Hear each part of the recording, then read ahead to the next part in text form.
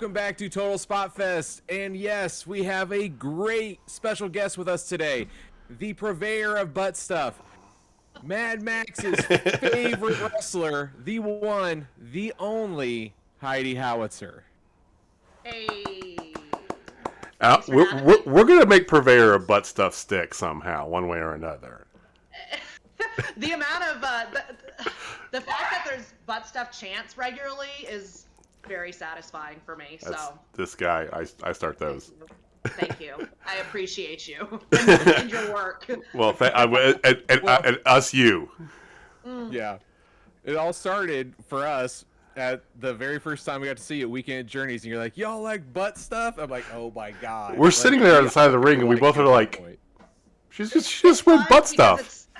It's like become a staple part of my very diverse moveset at this point. And it's always kind of fun because I'm like, I have to gauge out what the show is beforehand. Like, is this a family show or is this like a family show?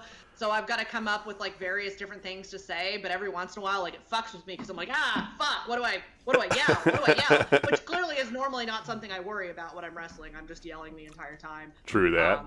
Very tiring. I bet. So Heidi, thank you. Great to have you on here. We do appreciate it. Hope you had a wonderful holidays. Hope everybody else is watching had a wonderful holidays. But yeah, you've become a staple here for us in Journey Pro. Fan favorite of the crowd as well. Why don't you talk a little bit about, for those who haven't maybe got a chance to see you live yet, talk a little bit about yourself. I know you've been kind of out and about everywhere. You are a current champion. You're still champion in Denver, right?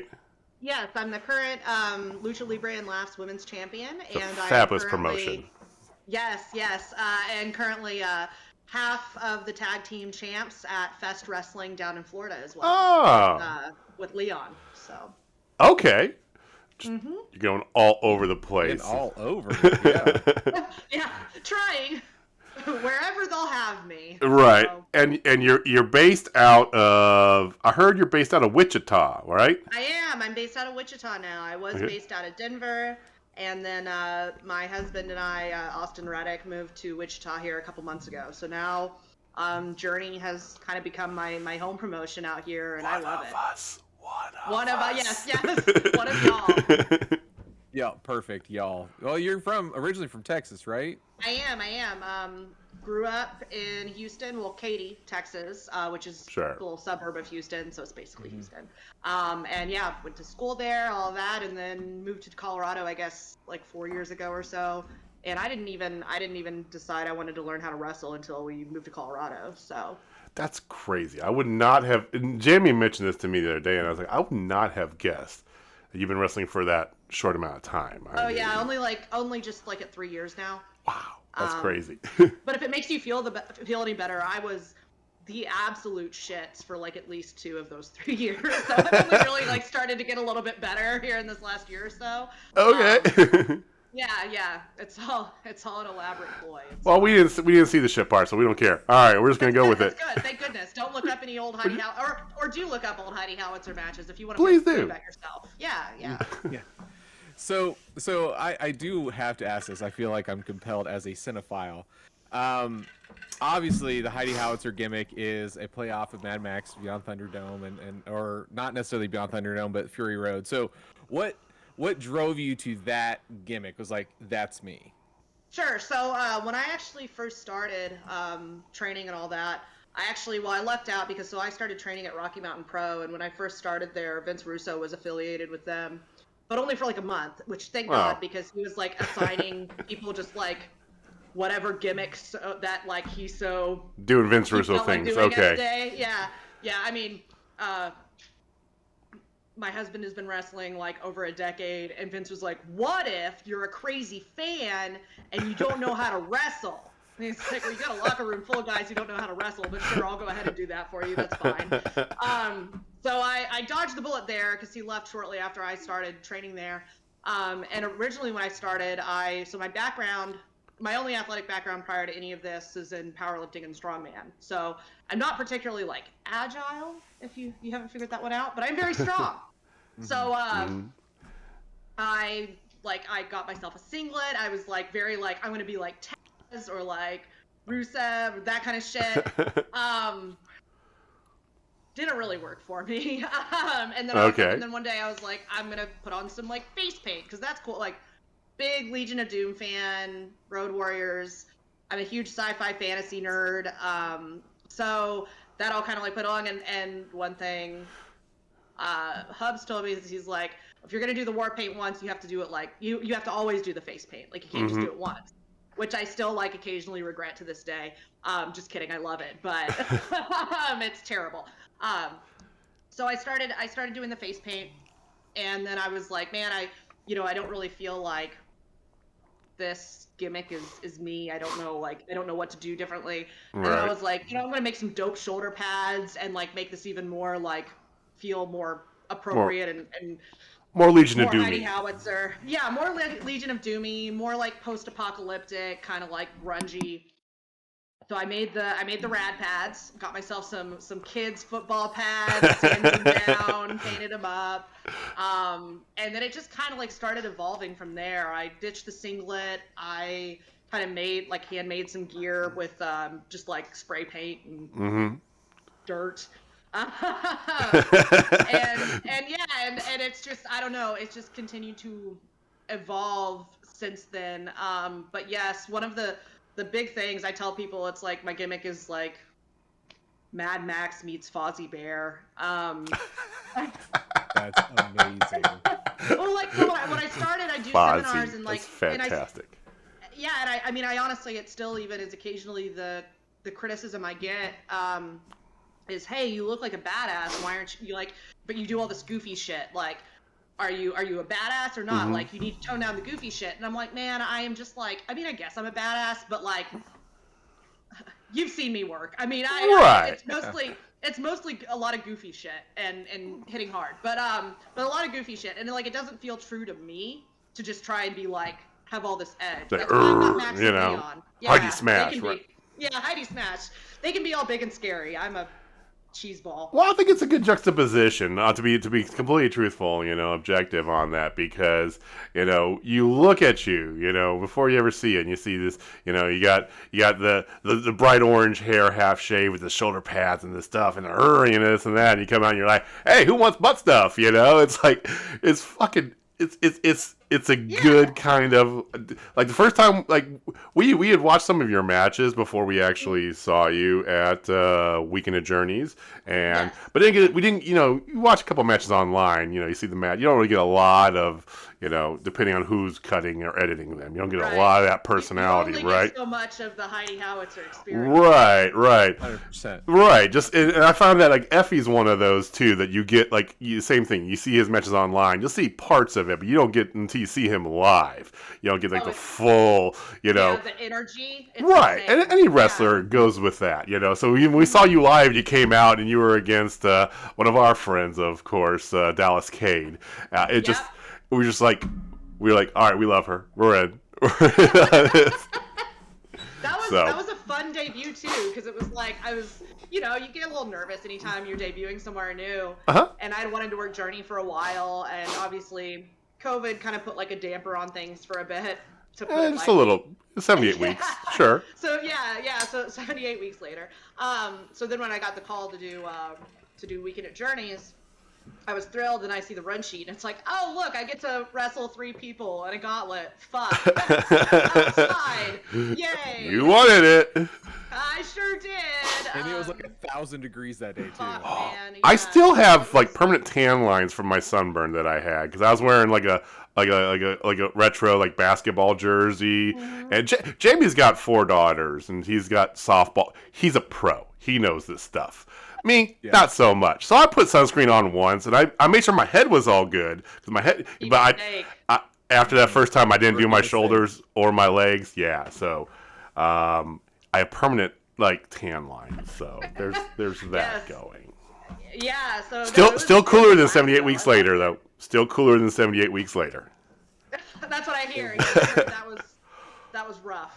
Well, you've wrestled inside of Blip. Now imagine that at 120 degrees. Man, pass. Hard pass. I'll say this. I'm not sad that I never like trained or wrestled in Texas coming up. I mean, I want to make it up down there, but yeah, like, no, thank you. It's a fucking hellhole. I'm sure gyms with no air conditioning and just it's like just misery, man, just misery.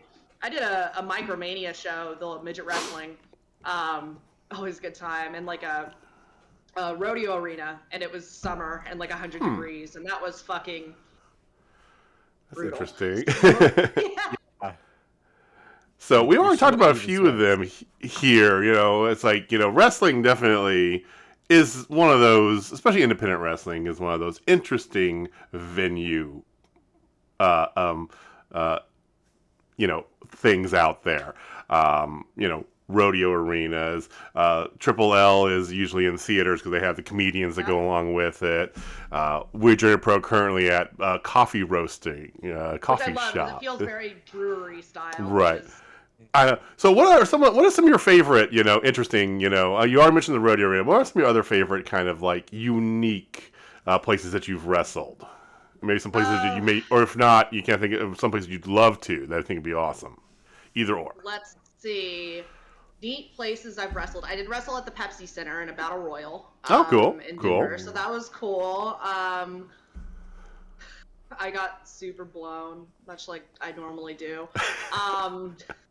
No, I really like, my favorite places to wrestle are breweries. Hands down. I love a bar crowd. Sure. For a really long time, so the guy who runs Triple L down in Denver was running a promotion called Respect Women's Wrestling, and we just haven't come back since post-pandemic. And it was at this little shitty dive bar called Herman's Hideaway. I say shitty. I mean, it's a lovely dive bar, but that's the vibe. It's like, it's very much like metal, punk, grunge, just itty bitty little spot. Nice. And it was great because like the way it's all set up is everybody's like right on the ring too. So it's like everybody's banging on the ring and everything. And cool. It feels very punk rock. I don't know. I loved that. Fest Wrestling runs down at Knockin' Boots Saloon down in Gainesville, and that's dope. Okay. I'm trying to think of like any like weird places I've wrestled, and it might come to me like later on. That's okay. Later on in this interview, but yeah, my favorite places to wrestle though are definitely bars. I think bar wrestling has a special spot in the the independent wrestling scene, the wrestling ethos. It's by some it's looked down upon, but I'm with you. I love it. That's I'm sure Journey Pro was at a bar previously, this like event center, and it just I don't know places on the Northeast. A lot of them running bars. It's great. It's perfect. I love it. Well, the more intoxicated the fans are, the more entertaining I am. So yes. What's not to love? So you did say something earlier that kind of piqued my curiosity because you do have a very wide skill set. Like it is just all over the place. Like you don't have that powerhouse. Like you look like a powerhouse, you look like a badass to your point, but you don't have that powerhouse vibe necessarily because your last match that we saw was super technical wrestling and it was a thing of beauty. Thank you. Technical wrestling superstar Heidi Howitzer. I know. So, like, what would you say is like your groove? Like, if you had like a particular style you'd like to do more, or is just like you brawling, 100% brawling. That match I had with Masha is probably one of my favorite matches I've ever had. If not my favorite match I've ever had. And I'm normally in general, the wrestling I prefer to do is tag team wrestling. Like, if I have a choice, I'm going to do tag team wrestling. Okay. That's what I like to do. But if it's a singles match and I get to do whatever, I'm like, I want to go out and just have a fucking fist fight. That's fun. I want to hit hard. I want them to hit me hard. Like, when I was talking to Masha beforehand, we're like, what do we want to do? I'm like, I want Joe Kenta, Ring of Honor, like... All right. Meat. Yeah, that's my favorite kind of thing. So, and that was so similar like what you said, the powerhouse thing. That was one where when I started, I was really leaning more into the powerhouse stuff, but powerhouse as a style is tricky because there's a couple like different things that really go into that. One, not only do you have to be strong, which yay, I'm strong, but you have to be explosive and you have to be it relies a lot on the person you're working with too. So it's hard to be a powerhouse until you get to a certain point on the indies, because you're probably working a lot of people who are just gonna sandbag you. Sure. If we're being honest.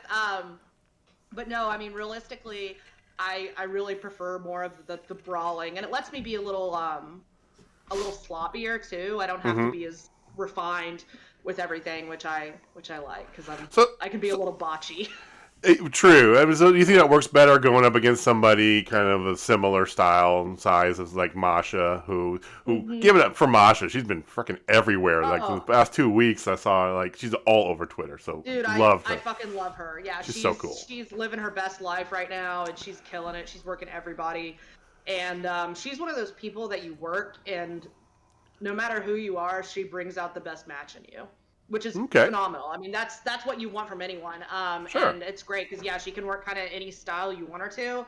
And, yeah, you're going to have I've never seen her have, like, a bad match, at least not any time in recent history. So do you like kind of, oh, sorry, to finish, do you like kind of more like somebody of that nature, or, you know, once again, talking about juxtaposition, this past Journey Pro show, you had Quinn McKay, you know, a much smaller, you know, kind of more the athletic Candice LeRae-ish, you know, because a good comparison, you know, or even somebody, you know, I know you do a lot of intergender wrestling. I mean, do you have a preference in that, or is it just kind of like the vibe between the person, how we think we'll put on a good match? Yeah, it's very much a chemistry thing, because I've had people where, for the most part, you can tell kind of going into something whether you're going to have a good match with someone or not, or at least like if you're going to gel well, once you just start talking through things. But right.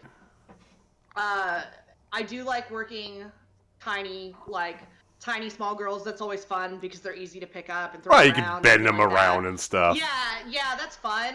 We're going down a path here. We need to stop. Okay. But oh dear. Maybe I am. I don't know. But yeah, whoa. But no, honestly, I really enjoy anyone I can like stand up and brawl with. So like, yes, like Masha was phenomenal, but like I really like working dudes.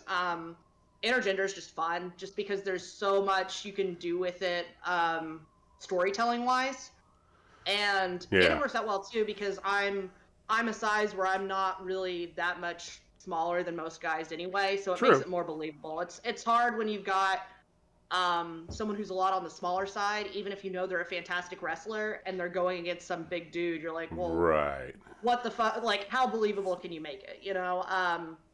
I say that though, like, so at this last Fest show, at Pickle in the Tree, I tagged with Leon against Grit, and one of the guys on Grit, Montana, is like 6'5", 6'6", easily. Oh shit! I'm like, what the fuck am I supposed to do?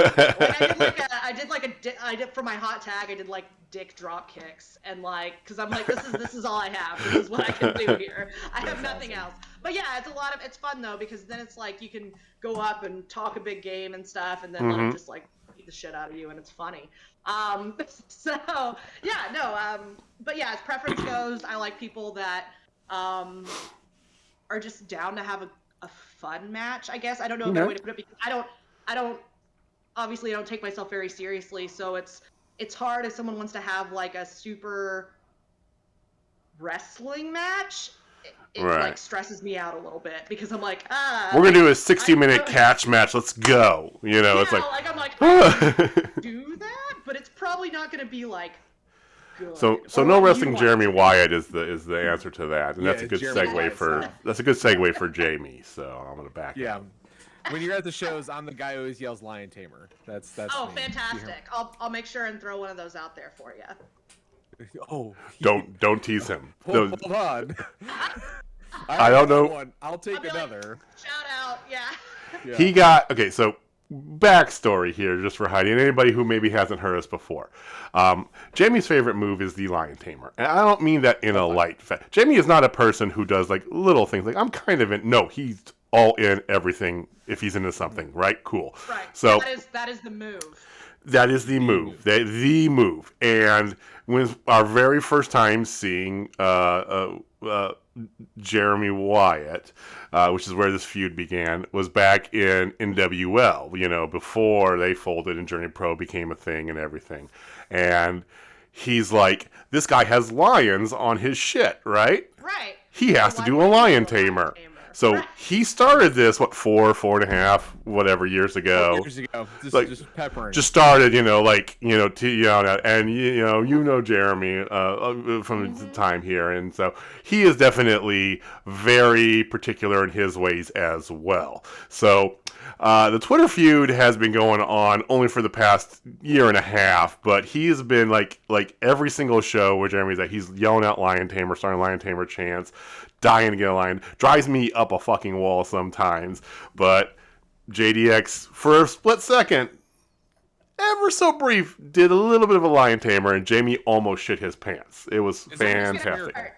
I'm just gonna start, anytime I'm like working slightly heel, I'm just gonna start almost giving you the lion tamer and then taking it away.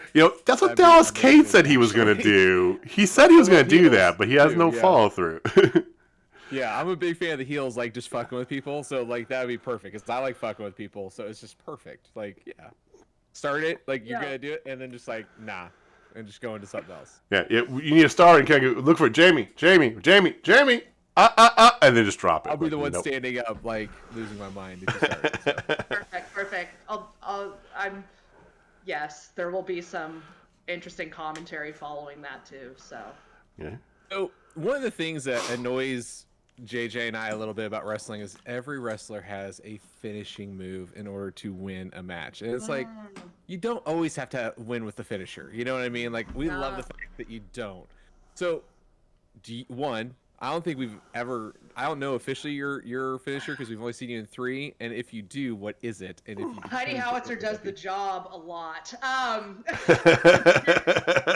The Brooklyn Brawler. 2021. Yeah. Real good at taking other people's finishers. So for a long time, what I was doing a sit out power bomb, and I liked it, but it wasn't like consistent across the board. A lot of people don't necessarily want to take it. Some people who are fine taking it, it looks like shit when you give it to them. Right. Timing, it's just not. But occasionally, like, I'll bust out a power bomb. It's a nice transitioning move. I do a stunner. That's usually my go-to. Okay. I do a heart punch because, of course, I do. And I do a Vader bomb, which I think I've only won with my actual Vader bomb once. That's normally what I go. That's normally the thing I go for and get fucked off like every single time, or I miss it. But yeah, normally like a stunner or a Vader bomb. I do bear hug Northern Lights, but same thing. I normally just don't really hit it. Yeah, I don't know. I guess, like I said, I don't really hit my finishers much. Well, we as Jamie said, we've long been of the ilk that we don't think finishers are great, and they can look fantastic to do all this, but that's not, when you're telling the story, especially, more than just a singular match, of a competitor. You don't need to do the same thing because then you get like the John Cena 5 moves of doom bullshit. It's like, and you always know as soon as he hits it. Oh, cool. Okay. Here comes home. This and whatever. Yeah, so exactly. Every single fucking time. Yeah. No. I like having kind of a variety of things in my back pocket though, just because then it is like a surprise when I actually win. I will say, so our tag team finisher, we do we call it the Master Blaster, and I'm up on either Max or Leon's shoulders. And they splash me down on top of them. So Master Blaster. Who runs? Yeah. Do you ask him who runs Bartertown? Yeah, or whatever town we're in particular. I'll do that. But yeah, we do like a Who Runs Fest wrestling and shit like that. So it's fun. It's a good time. Fantastic. But yeah, we've been trying some variations with that too. But yeah, that's usually our finisher for that. But yeah, no, I don't really have. I guess I'd say a stunner. It's probably, I call it the flavor saver. Okay. Yep. So what are you looking forward to? I know we're coming up with a new year here. I don't want any fucking resolutions or any of that bullshit. But Fuck You them. know, you definitely been getting out there a lot more. Like I said, you know, you're down in Florida. You got, you know, you're in Denver, here in Kansas City, and other stuff here. Do you have any big goals that you like to kind of achieve in wrestling? I mean, you know, me make it a full-time thing, or I'd really love to be on this. I'd love to be on that, GCW, this or that. Any sort of thing that, you know. ECW. Yeah, fuck, man. So a couple things. I mean, most and foremost out of the gate, we're trying to like push this Wasteland War Party thing as hard as we can right now. We're finally getting some good traction. Max is working everywhere, and we've got some. And then, I mean, Leon's got a good feel for a little bit of everything since he's got some experience with deathmatch stuff and all that as well. Okay. So we're trying to get everywhere we can. Some spoilers. I mean, we've got New South lined up in February. We'll be continuing to do, you know, shows down at Fest. There is some things happening in Journey in the future. With we know we've been prying Chris, and Walter was great because we'd get offline, you know, stop recording, and he would just spill everything to us. And Chris is definitely not close to the vest. Right. Walter's like, I'll give a fuck. You guys won't tell anybody. Here's what's up, and we're like, yes, we know everything. And Chris is like, like, so you tactical son of a bitch. We're making a big play, or trying to make a big play at the tag team stuff. I mean, not only as a trios, but like just Max and I even. So we love doing it, Max and I, and with Leon managing us because it's just funny because Leon's like this giant, terrifying man, and you don't normally get that dynamic with managers. But there's really not any other tag teams that look like us out there. I mean, hey, being unique's a great thing in independent wrestling. 100%. Right.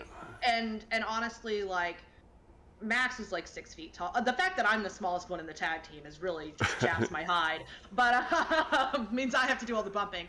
But it's really, I don't know. I think there's a lot to be said there. So I would love us to get an opportunity on AEW Dark, even if that is just tagging and doing the job. Just because I think the more footage, the more eyes we can get on us, great. I say that. I know we're already on their radar, but...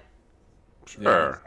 So that's a big goal this year, is just get the tag team stuff really continuing to roll and pulling bookings.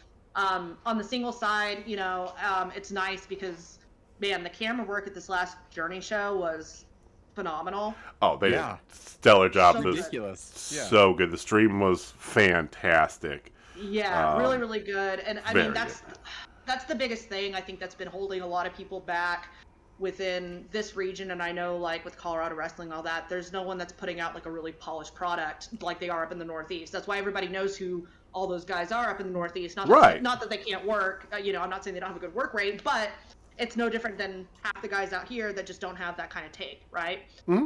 So the fact that Journey's got that kind of production value now is huge. So, you know, really want to see this stuff continue to grow. And yeah, I really want to work out in St. Louis some, since that's drivable for me now. So I'm gonna keep bugging those guys. Lots of good promotions in St. Louis, you know. Yeah, Glory Pros are Glory Pro, Anarchy, you know, close friends of Journey Pro, of course, but other stuff as well. I know, like Davey Richards puts on different things and just all sorts of great stuff in St. Louis. Even though Jamie's not a St. Louis fan. And I'd really like to get back to Beyond as well. I know. Oh, okay. Cool. Yeah, they same thing. They put on a great show, and it's one of those like upper level indies. So. Have you ever done it? Have you done much in Chicago at all? I know it's a bit of a drive from. It's a bit of a ways out of the way from Denver for sure, but. Freelance and everything out there would be phenomenal. AIW, I believe, is out there. A Glum. AAW, one of the AAW and Zello Pro. Freelance, and of course GCW does a lot in Chicago. I think you and Max would be fantastic on GCW. That's what I think. Your look, along with the crowd. We've been to GCW shows and loved it. I I was kind of in GCW. Then we went to a show because we went to All Out, so we went there for a whole weekend. And while we were driving in, Jamie's like, we can go see Danhausen at GCW. And I'm like, all right, but Yeah, what time is it? Twist my arm. What time are doors? He goes, 11. I go, he goes, what time are doors? 11? I go, PM? Okay, let's go. And it was fantastic. But I would love, personally, I would love to see you. Now, I don't know, I've become a big GCW kind of fanboy in a sense, but I think you guys, your look, the vibe you guys have would go swimmingly with GCW. I worked for Jamie Iovine in a show in Vegas that was like tandem with GCW this last summer. Oh, cool. It was me and Manders versus Bussy, and and man, and that was a good one because that was this last July or so, and it was one of those matches where like I felt like some pieces of things start to finally come together for me, and I felt like since then that's been like a good momentum builder. Sure. But yeah, that was the GCW show was like maybe an hour afterwards or something, and like I watched it and I was just like, fuck, man. Like the energy is just the energy, it's unreal. It's so, for those of you who haven't gone, listening out there, watching us, if you get a chance, if it's getting close to your town, go. Trust me. Don't worry about this bullshit you might hear about, like, oh, the crowd's so violent and they do whatever. It's not. No, the crowd it's is not. into it. The crowd is into it, and it's, you do get shaken. You do get pat down at the door, but. Well, so one thing I love about it is the way the card is constructed is you get a little bit of everything. Like, a lot of people see GCW as still like, oh, those are the deathmatch and hardcore guys. Yeah, there's typically a deathmatch and or hardcore match. There's always at least like 2 hardcore matches, whatever. But they always have a super technical wrestling match. They always have a flippy guy match. They've got a scramble. There's something for everybody, man. And like, that's something I don't think enough bookers really take into account and play with, and they've done such a good job at it. They've really, I think, just in the last year since they've blown up, it just seems like Brett's really just perfected it. And that's another thing I want to do this year, which I will be doing this year. They haven't made the match announcement yet, but I think everybody already knows because of the way they announced it. Austin Reddick and I will be tagging together down at Wrestle Rave in Houston in February against the Kirks. Oh. Okay. So your girl's gonna get her first hardcore match, and I'm very excited. All right. I know maybe a little bit far in advance, but thoughts on weaponry. So the only things I've and don't get me wrong, of course I'll give all these things, but things I won't take. Not gonna do glass. Okay. It gets in your hands. No, thank you. So I'll like give light tubes if it's on the outside of the ring, but not in. Oh no. No. And barbed wire, kind of feel the same way about that. Okay. Aside from that, do you have any unique things that you might want to bring in? What? Did you say a whistle? I said dog whistle. Yeah, Master Blaster. Come on. I was like a help. Yeah. Safety whistle. Oh. That would be on brand, actually. That would be fantastic. Oh my god. Well, so I've done basic, like I say, basic hardcore matches. I've done like tables, trash cans, all that shit. Sure. So I enjoy all of that. I got to powerbomb a midget through a table once. That was a lot of fun. Off the ropes. That's fantastic. Yeah, good little life story there.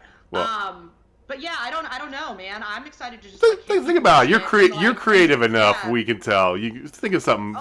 I'll come fun. up with some dumb shit. Yeah. Maybe I'll like put some stuff on the shoulder pads, like some spikes or something. There you go. Maybe I'll wrap those in barbed wire, but I hope I don't get hit with them. Okay.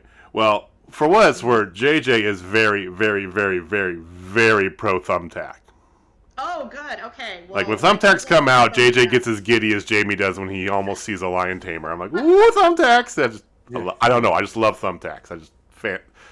Because they're not super dangerous and they're annoying, but they look great, So I think it's right. Like I'm good with anything that's like annoying, but doesn't like fuck your next couple of days up, basically. All right. Yeah, that's fair. That's a good point. Yeah. Luckily, my shoot job, I work remotely, but it's nice because like all the guys I work with are big Heidi Howitzer fans. Well, And... thankfully. That's good. It'd be funny if they weren't. I'm just gonna say. I know. That's me just looking on comedic side of life. So, all right. So we've seen you now 3 times in Journey Pro, and I'm sure we'll be seeing you again here soon. Yep, February. So is it safe to say that Dallas Cage is your least favorite Journey Pro opponent? Yeah, fuck that guy. No, That's all I was looking for. We got the same thing out of the Howlets we interviewed them. We're basically like, okay, Barry Dallas Cade time, go. It's an inside gig. Fucking Purple Nurple, what is that shit? Who's that ever beat? I'd say not me, but here we are. Did the job to Dallas Cage. So. Yeah, that's fair. Fuck me, I guess. Yeah. No, I can't. Okay. We're just having fun with you, Dallas, but fuck you. He knows. Okay. All right. So, Are we ready for some impossible games? I was gonna say, I have one prepared. I'll let you go first, though. So we do this thing, Heidi, that we started this a while ago, and so we kind of, whenever we have an interview, like to pull out the impossible game. So they could be wrestling related or not, but it's meant to be like those hard choice sort of things, right? You know, where we force you to make one. So we're gonna do a couple quick impossible games here. Jamie, why don't you start us off? Yeah, so typically we do like this feud, faction, or fire thing where you. It's like pick fuck, 3 marry, kill. wrestlers. Yeah. Love that for me. Yeah, but we're gonna change up just a skosh. And we were talking before this. You're into video games, just like we are. What are your top 3 video games that you play incessantly? Man. Okay. Well, I kind of hate saying this because they're like under fire for just being shitty human beings right now, but definitely World of Warcraft. Like Bungie. Yep. Yeah. That's why I spent a long time playing Destiny too. So yeah, I feel that. Definitely World of Warcraft. Probably, I play a lot of Elder Scrolls online. Which I would play more of. I'm a big PC and PS4 gamer. I mean, a PS5 would be cool, but I guess that's like a, one of these days. Jamie. I got one on Thanksgiving. Literally, like, I got the alert. They're in a Black Friday sale at GameStop on Thanksgiving Day, and we were done with everything. So I'm like, I'm just gonna go check and see how long the line is. I was the second person there, so I'm like, is it nice? I'm gonna put you in the Lion Tamer and make you give it to me. It's kind of amazing. Be like, how's your Lion Tamer now, motherfucker? You're definitely not getting a Lion Tamer. Really good. I just got done playing Ghost of Tsushima. Oh, it's amazing. Oh my god, the graphics on that are just second to none that I've seen so far. So hell yeah. Yeah, I play a lot of those too. I did. So they just re-released. It's not even really a remaster, but Monster Rancher 1 and 2 on Switch from those originally PS1 games, and they've got the exact same graphics, and I love them a lot. It was like I love that. It was kind of like pre-Pokemon too. Like, don't get me wrong, I love my Pokemans, but like, sure. Yeah. But as soon as I saw they because I'll like get on the Nintendo store every once in a while when I'm like, what do I want to blow money on? Which means I have way too many games that I don't have time to play because that's, the joy of being an adult gamer. And yeah, I was like, holy shit, Monster Rancher. Okay, I guess I'm going to ignore every good game from the last 20 years to play this. So that's been fun. I've been playing a lot of that. But yeah, no, a little bit of everything. Mostly it's MMOs, but I mean, to give you an idea of what a fucking nerd I am, I've spent a long time playing MUDs, which are multi-user dungeons, so it's all text-based games. Like where if you want to kill something, you type in K and then object and everything like that. So I have a really high words per minute because I spent all of middle school and high school playing a ton of text-based games. Yeah, so. you just took your nerddom up like 3 levels there just by throwing that out there, FYI. I normally try not to tell people that, but I was like, these guys seem. I was gonna say cool. Walk left. I don't know if that's, Go forward. Go forward. Yeah, north. Open door. We're nerd cool.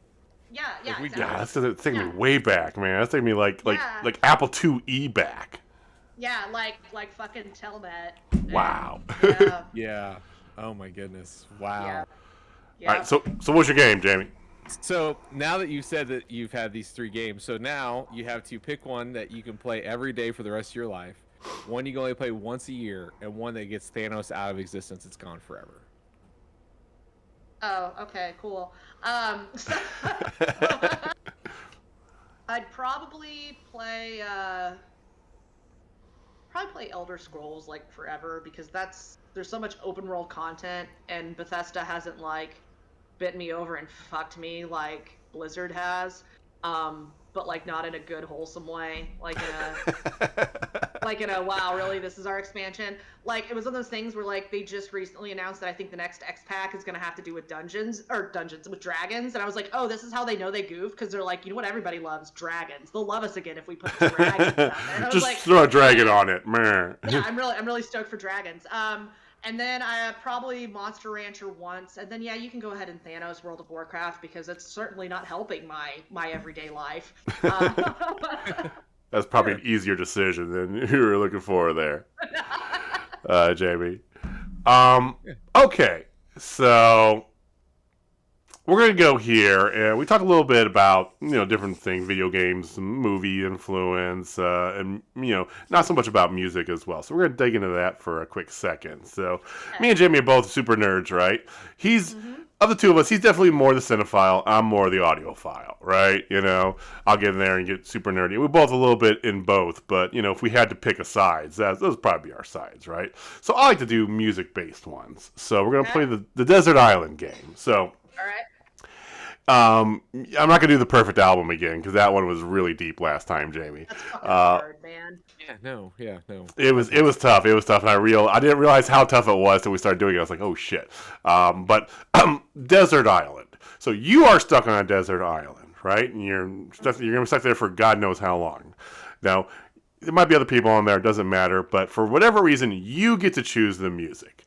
And the way the gods have seen it fit is to give you the ability to choose an album that'll play every day, all day, continuously. So, what is an album that you would want to hear? You would love to hear all day, every day, continuously, and another album that you get to play once through, one time a year.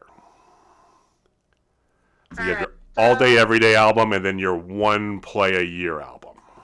I'm gonna music nerd out pretty hard on you right here because bring it. Come on. I say little known, somewhat known Heidi Howitzer fact is Heidi Howitzer is a classically trained tuba player. What? Really? Yeah, that's what my background is in. I was a music performance major and That's amazing. Yeah, so before I got my job, what I do now, I'm in industrial sales, but early 20s and everything was just freelancing and teaching private lessons. Wow. Yeah, so You need to pull a tuba out at that hardcore match. Just saying. Okay. I know. Sorry. So I'm probably gonna go.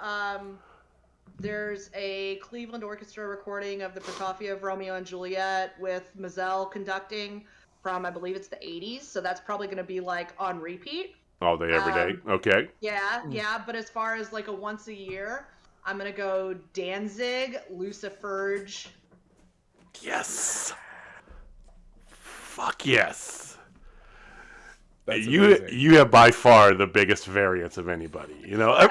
Most everybody, give you an idea, most everybody did something different to get that change up. Right. I didn't really do it too much.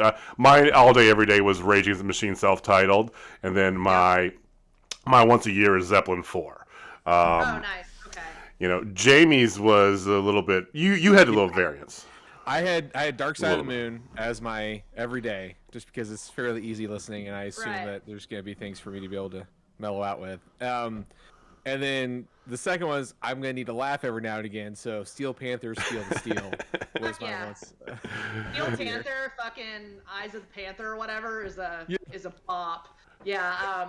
Jamie loves Steel Panther. Yeah, I'm a big hairband person. Scorpions, man.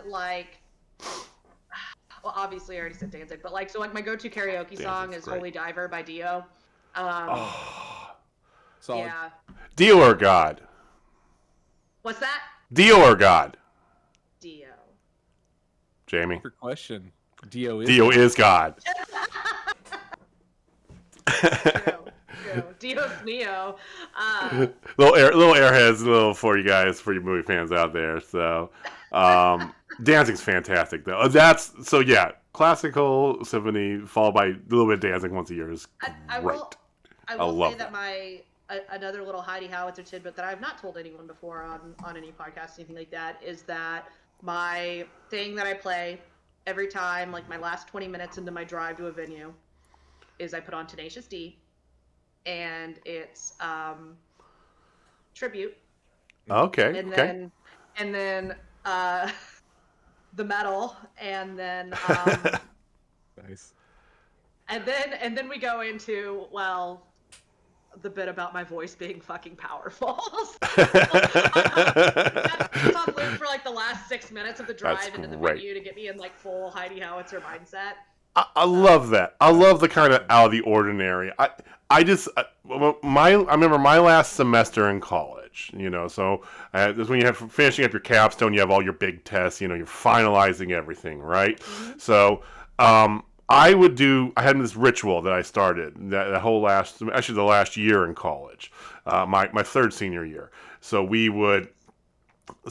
I switched to do like night classes. It worked better for my work schedule, whatever. So I basically had 2 like long night classes. I switched them every 6 weeks, every night. So I would go to my first class, then go to the student union, get a coffee, sit down, and kind of cram, go over getting ready for my next test. And whenever I had the test, I had my headphones in, and I would listen to Master of Puppets, the song, on repeat. Yeah. And everyone's like, "That's your study song?" And I like, "Yeah." It calms me. And they're like, "It's me in the fucking zone." And they're like, it brings your heart rate down, and I'm like, yeah. Don't worry about it. Yeah. It's very, very melodic. If you're talking about a guy who usually listens to a bunch of like gutter punk and shit, so it's like, come on, right? Yeah. Yeah, Master Exploder gets me hype. I don't know, man. It's just what I do. Touche. Yeah. So, well, thank you for giving us your time here. Jimmy, do you have any other questions? You want to play another impossible game? Anything else you got going on? No. I just, of course, want to give the huge shout out that Godzilla is her theme song that she comes out to, her entrance song. Like, the first time I heard it, I'm like, oh my God, I've heard the song in a long ass time. Since and high it's school, the best right? song. It works so fucking good. Well. I think I've tried 1 or 2 other things before, and like, man, it just doesn't hit the same. Well, especially with the way you come out, kind of the stroll. It's a very good walk-in song, It sure is. It's very important. Being able to like strut with the right speed with your entrance it's a big deal. Right. Vastly underutilized aspect of picking out your entrance music, I have to say. Sure. Well, if you want to hear that entrance music and see Heidi, please, definitely, more Journey Pro, but this is going to be Heidi Howitzer plug time. So, Heidi, please plug away whatever you want. Go. Sick. All right. So, ladies and gentlemen, boys and girls, Heidi Howitzer here. If you would like to follow me on any social media, I highly recommend Twitter, followed by Instagram, and then Facebook. The Facebook I hardly ever update or look at or do anything with. Twitter, it's Thunderdome Style without an E and Thunder, because that was one too many characters for Twitter, apparently. But I'm a solid Twitter follow. Occasionally I post pictures of my butt, so you're welcome. You can follow me for that, or for my interesting sense of humor. And then Instagram, it is Thunderdome Style, spelled like it sounds. 2 men enter, 1 man leaves. Or you can just search Heidi Howitzer.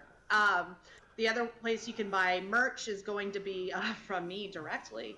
I promise I will finally have 8x10s at the next Journey Pro show. Probably. Get more of this wonderful white shirt, too. This is fantastic, yes. by the way. Thank you for being white and not black. Yes, thank you. Occasionally I'll have someone be like, well, do you have it in black? I'm like, look, man, I've got 8 million black shirts online you can order. Like, nobody sells not black. So I'm just trying to be different here. Yeah. So you can get that from me in person. You can also, I am on Brainbuster Tees as well as Pro Wrestling Tees. I am slowly moving everything. I'm going to be opening a big cartel. I haven't done that yet. There is also, if you go to Max's Big Cartel, we have our Death by Snoo Snoo shirt that you can get there.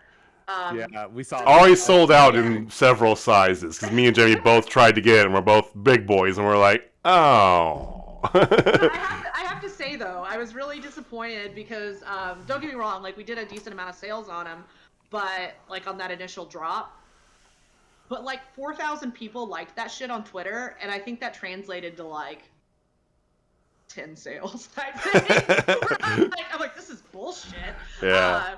Like I was happy. Don't get me wrong. I'm like, Click through is a thing that so drive you Yeah. mad. Former SEO certified Google, right? It's fuck that.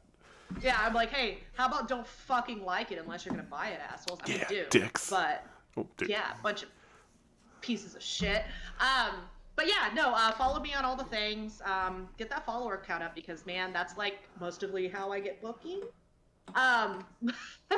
But yes, that's where do. you can find me. My next show will be January 14th at Lucha Libre and Laughs in Denver versus Volcana. So she's the Lucha Libre, I'm the Laughs, and All fits. I will be defending my title. So, and Warhorse will be there as well. And he rules ass. He does rule ass. Talk I am about a little talk. sad.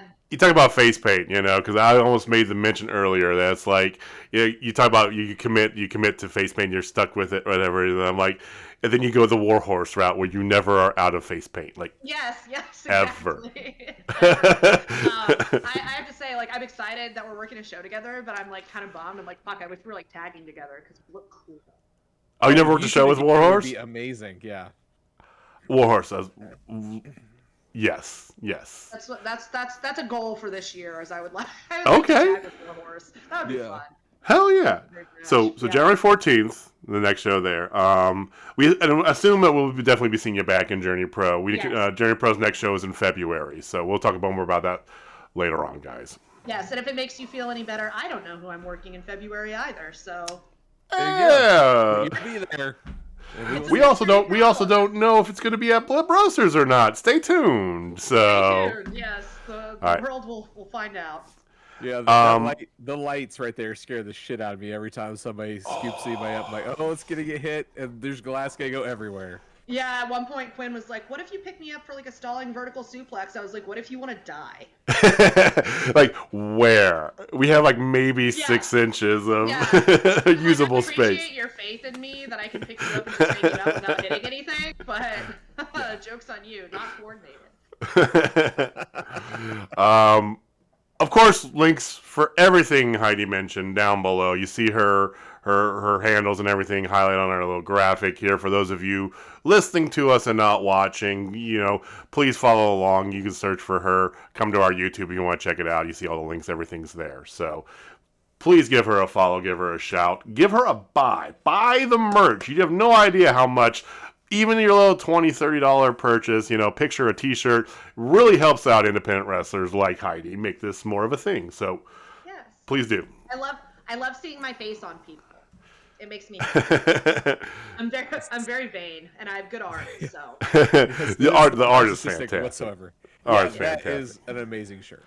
But And Death by Snoo Snoo is on point. the best is fantastic. It is black, but we had to talk with Chris too. It's like literally half the reason I bought this shirt is because it wasn't black.